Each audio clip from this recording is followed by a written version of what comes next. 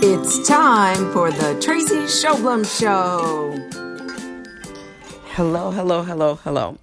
This is Traci Shoblom, and you are listening to the Traci Shoblom Show, and I'm going to attempt to fit my name into the show as many times as possible because I am Traci Shoblom, daughter of Lee Shoblom. Now, for those of you who don't know, I am the daughter of Lee Shoblom, who in the 50s and 60s in San Diego was better known as Smilin' Lee.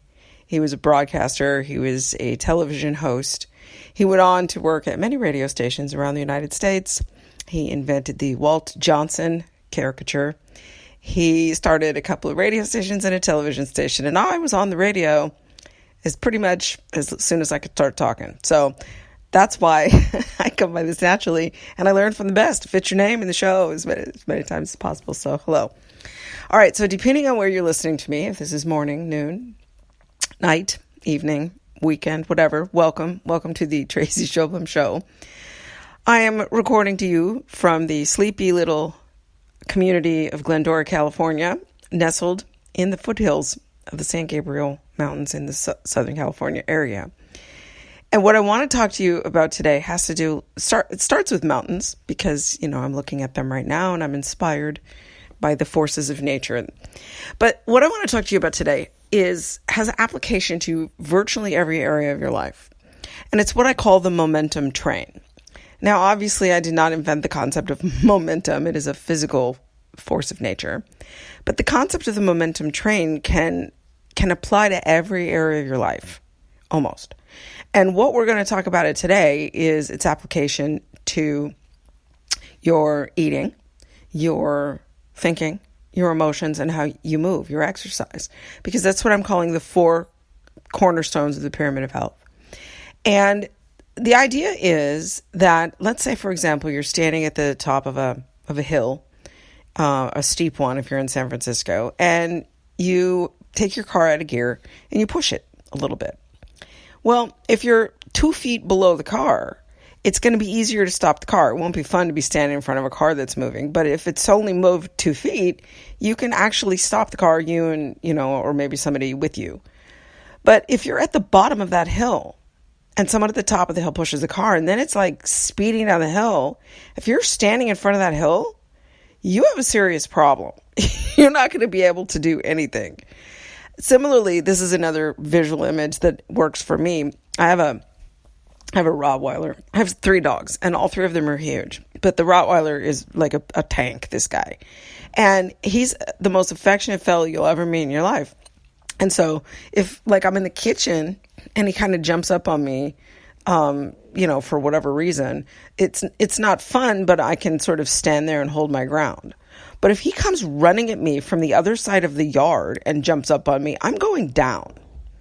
And that's the concept of momentum, is that when you get enough energy behind movement, it's more powerful. And that works for good or bad. It's not about whether or not you can, in other words, the dynamic can be used for good or bad.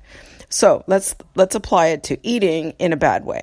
So many of us here in the world right now are kind of quarantined in our house. And so if you wake up in the morning and you have this plan for what you think you're going to do for eating, but you're not sticking to it. And so you find yourself grazing at the refrigerator, and then you're grazing at the pantry. And then the next thing you know, you're eating a bag of chips. And the next thing you know, you're breaking quarantine to head down to the mini mart to get, more snacks. Over a binge like that, and I'm not using the binge in the classical sense of, an eating disorder where you're eating, 3 pizzas and 2 gallons of ice cream in a sitting, but disordered eating like that builds a momentum on its own. And once you start doing it, it becomes really hard to stop. I'm sure you've had the experience where you're like, okay, forget it. This day is over. I'm going to start again tomorrow. And then that keeps the momentum going. Well, the key is to stop the momentum of that thought before it gets too far. It's the thoughts that lead to the momentum of the behavior. Thoughts lead to behavior. Behaviors also lead to thoughts, so it becomes a very vicious cycle. So what you've got to do is, if the behavior's out of control, you need to change the thought that's leading to the out of control behavior. So let's use momentum in a positive way when it comes to eating. So and we've all experienced this, but what it is, you get up in the morning and you're like, all right, today's the day that I'm going to be, eating healthy. And you get some sort of structure, you find some sort of diet plan that's like, okay, it's either a global thing like, I'm not going to eat carbs, or I'm not going to eat fat, or I'm not going to do this, or it's something structured like I'm going to have 500 calories 3 times a day and I'm going to eat a quarter cup of sugar-free Jell-O and whatever you're going to do. Okay. And you've got this structure in place. And so you get up and you do it. And at the end of the day, you're like, wow, that really worked. And then you do it again and you do it again and do it again. And pretty soon you've got momentum going. The challenge with any sort of weight loss or health plan is keeping the consistency going long enough so that the momentum kicks in. Because I remember the times that I lost weight, I lost 50 pounds 3 times, not including my pregnancies. And there became a point in losing weight where the momentum was so strong that it became better. Losing the weight became more important, or had a stronger energy behind it than anything that I was going to eat. So I'd be out to eat and I'd be looking at something and I'd be like, you know what? I've come too far. I don't want to mess this up. Okay. That's the thing, is you want to stick with whatever plan you've got going long enough so that the momentum can kick in, and then it takes over for you. And then it becomes so much easier. All right. It's the hard thing is getting it going in the beginning. So, when you're pushing the car down the hill, like pushing a car is not easy, and pushing it further, but then pretty soon gravity takes place and then boom, it's running down the hill on its own. So you need to use the power of the momentum train for good and not for bad. All right. And it's the same thing with your thoughts.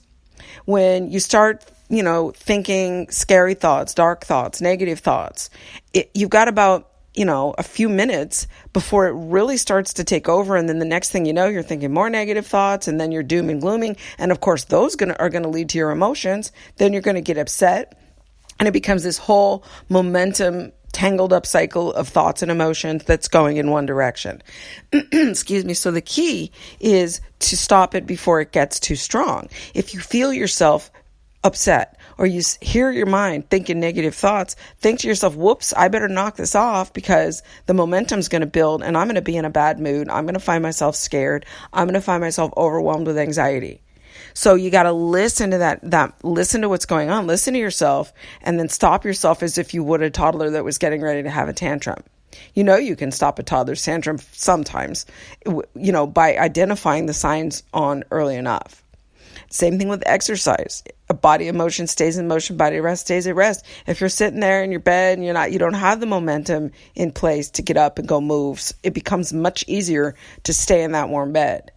But if you've got momentum going behind your fitness plan and your exercise plan, then your muscles are going to be like, let's get out and move. All right. So I think you get the concept that the momentum train can work for you or against you. And the best advice I have for you for capitalizing on momentum and making it go the way that you want it to is to have consistency and accountability for your actions.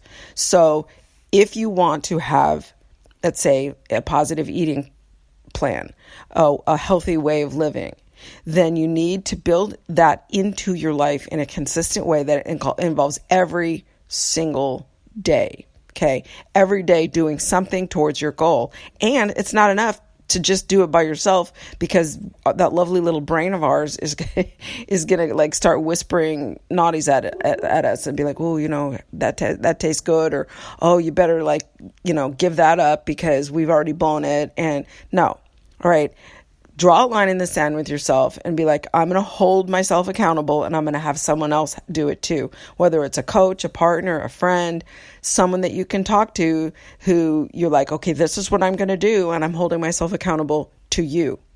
Because the more data points that you get in one direction, that's where the momentum's going to build. And you just have to stay with it long enough so that then the momentum builds on its own, and then it becomes easier. Okay. All right.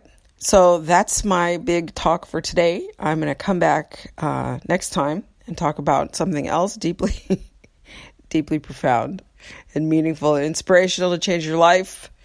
If you would like to suggest something for me to talk about, shoot me an email at Traci@TraciShoblom.com. And I would be happy to integrate it. If you've got questions or anything like that, I'm happy to talk about those. But until next time, I'll see you here in the interspace on the Traci Shoblom Show for your dose of vitamin T. Have a good one, everybody. Bye.